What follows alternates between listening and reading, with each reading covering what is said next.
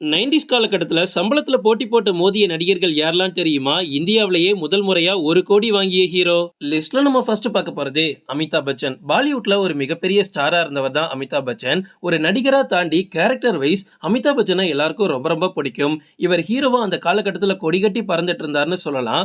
அந்த டைம்ல 50 லட்சத்துக்கு மேல சம்பளம் கொடுக்கணும் அப்படின்னா அவர் கெரியரோட உச்சத்துல இருக்கணும். ஆனா அமிதாப் பச்சனுக்கு 85 லட்சம் வரைக்கும் ஒரு படத்துக்கு சம்பளமா கொடுத்திருக்காங்க. அந்த விதத்துல அமிதாப் பச்சன் தான் அந்த காலத்துல அதிக சம்பளம் வாங்கக்கூடிய நடிகர்கள்ல 2வது இடத்துல இருந்திருக்காரு.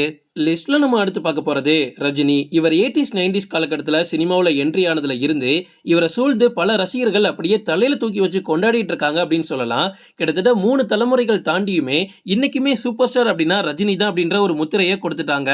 இன்னைக்கு வரக்கூடிய யங் ஜெனரேஷன் கூட ஸ்டைல் அப்படின்னா ரஜினி கிட்ட இருந்து தான் கத்துக்கணும்னு சொல்ற அளவுக்கு மனுஷன் ஒரு நீங்காத இடத்த பிடிச்சிட்டாரு.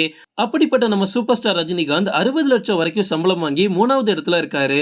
லிஸ்ட்ல நம்ம அடுத்து பார்க்க போறதே கமலஹாசன். கமலஹாசனோட படங்கள்லாம் ரொம்ப ரொம்ப தரமா இருக்கும். இன்னும் சொல்ல போனா கமலோட படங்கள்ல இருக்கக்கூடிய கதைகள் வேற எந்த ஒரு ஹீரோவோட படத்துலயும் பெருசா இருக்காது. ஆனா கமலோட படம் பெருசா பிளாக் பஸ்டர்லாம் ஆகாதுங்க. அதாவது கலெக்ஷன் வைஸ் மத்த படங்கள் மாதிரி பல கோடிகள்லாம் தேராது. இன்னும் சொல்ல போனா கமல் அவரோட கெரியர்ல எவ்வளவோ சூப்பரான படங்கள்லாம் நடிச்சிருக்காருல. ஆனா மிகப்பெரிய இண்டஸ்ட்ரி ஹிட் ஆனது ரீசெண்டா வந்த விக்ரம் தானே. முதல்ல 300 கோடி தாண்டின படமும் அதுதான். கமல் அந்த காலத்துல ஒரு படத்துக்கு 30 லட்சம் வரைக்கும் சம்பளமா வாங்கி 4வது இடத்துல இருக்காரு.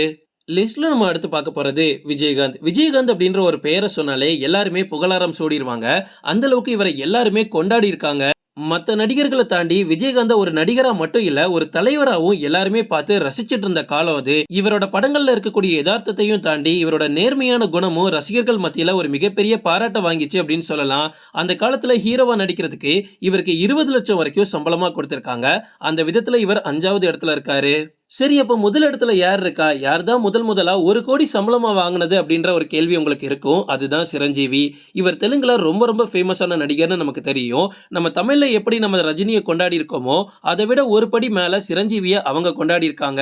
90ஸ் காலகட்டத்தில் ஹீரோவா நடிக்கும் போதே தமிழ் சினிமாவோட முன்னணி நடிகர்களா இருந்த ரஜினி கமலுக்கு போட்டி போட்டுக்கிட்டு இவரோட படத்தையுமே அந்த டைம்ல தான் வேணும்னே வெளியிட்டிருக்காரு.